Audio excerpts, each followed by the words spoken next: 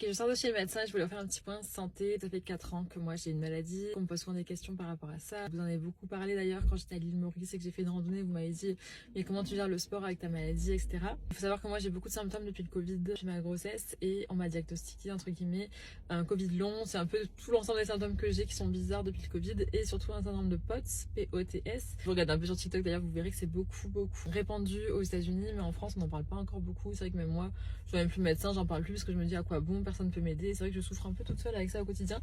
Mais je me dis que si on libère un peu la parole autour de ça, peut-être qu'il y aura plus de personnes qui se pencheront dessus, peut-être plus de recherches, et peut-être que ça avancera un jour. Le médecin me disait que c'est des maladies qui sont reconnues dans le sens où c'est des symptômes qui, on sait, existent. Il y a eu des études qui ont prouvé que depuis le Covid, il y a vraiment des pertes de QI, des pertes de mémoire, des troubles au niveau cognitif.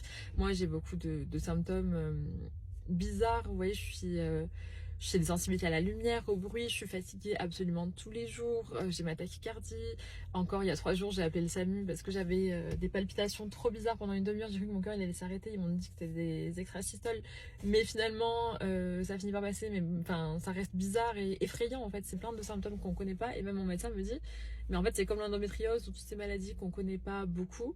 On peut adoucir et traiter les symptômes, mais on peut pas traiter la cause réelle parce qu'on ne connaît pas réellement la cause, et on ne sait pas.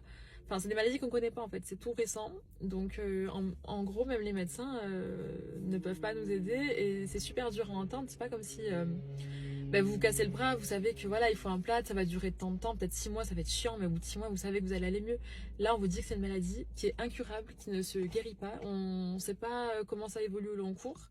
Et vous devez vous débrouiller avec ça en fait. Et oui, on sait que vous souffrez, on sait que ces symptômes-là existent. On peut traiter un petit peu les symptômes, mais on peut pas vous soigner en fait. Et je trouve ça hyper violent. Et voilà, et je sais que je suis pas la seule dans ce cas-là. Et moi-même, j'en parle pas beaucoup parce que c'est quelque chose que j'aime pas montrer, parce que j'aime pas me montrer vulnérable. Et c'est quelque chose que moi-même j'ai du mal à accepter, mais ça fait partie de moi. Je me dis que peut-être que si moi j'en parle avec le peu de visibilité que j'ai, peut-être que ça peut aider à plus grande échelle, et ça peut aider d'autres personnes comme moi qui souffrent et qui se sentent un petit peu seules. Donc voilà, c'est un peu désespérant parce que là j'avais des petites carences du coup en acide folique, en machin. Je me suis dit peut-être que ça peut expliquer ma fatigue, mais non, il me dit que c'est rien du tout, et que voilà, enfin, il n'y a rien à faire, on peut pas du tout m'aider.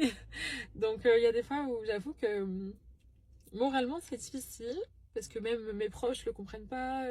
J'ai plus jamais pu retravailler comme avant. Si je travaillais plus en tant qu'infirmière, c'est parce que oui, ça me plaisait pas, mais c'est aussi parce que j'en suis incapable en fait. Passer la journée debout au bloc opératoire, je faisais des malaises. Enfin, en fait, je suis incapable de travailler comme avant. J'ai du mal à réfléchir, à me concentrer. J'ai des douleurs, j'ai des symptômes, des palpitations, des tachycardies, des intolérances à l'effort, et bref. Et tout, il y a des petites victoires chaque jour. Je me dis, il y a 4 ans, j'aurais été incapable de faire ce que je fais aujourd'hui. Là, on a fait une super grande randonnée pour moi à l'île Maurice.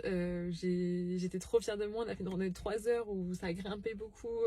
Mon cardio, enfin, ça a été. Je me dis, il y a quand même du progrès.